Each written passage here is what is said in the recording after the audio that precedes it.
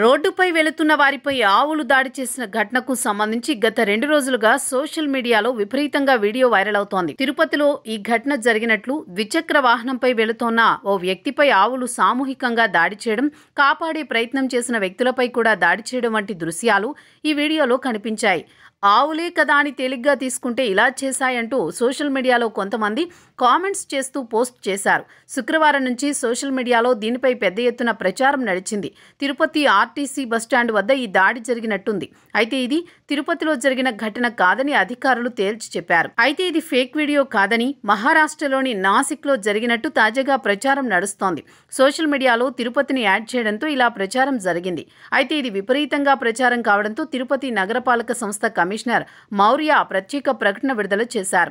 ఇది తిరుపతిలో జరుగుతున్న ఘటన కాదని ధృవీకరించారు. అయితే ఇటీవల తిరుపతి చరిత్రను మసకబార్చేలా కొంతమంది సోషల్ మీడియాలో ప్రచారం చేస్తున్నారన్న కామెంట్స్ ప్రధానంగా వినిపిస్తున్నాయి. అందులో భాగంగానే గుర్తు తెలియని వ్యక్తులు ఈ ఘటన తిరుపతిలో జరిగిందంటూ ప్రచారం చేశారని తెలుస్తోంది.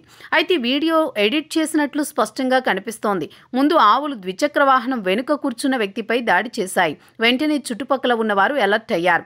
అయితే వీడియోను నిశ్చితంగా పరిశీలిస్తే ముందుగా విద్యార్థినులతో పాటు ఓ మహిళ అడ్డుకునేందుకు ముందుకొచ్చారు.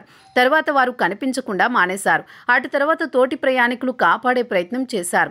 ఈ క్రమంలో పెద్ద పెద్ద కర్రలతో కొడుతున్న ఆవులు ముందుకు కదలకపోవడం విశేషం. అయితే అది ఫేక్ వీడియో అని ఎక్కువ మంది చెబుతున్నారు. కానీ మహారాష్ట్రలో నాసిక్లో ఈ ఘటన జరిగినట్లు మరో ప్రచారం ఉంది. మరేది వాస్తవమో చూడాలి.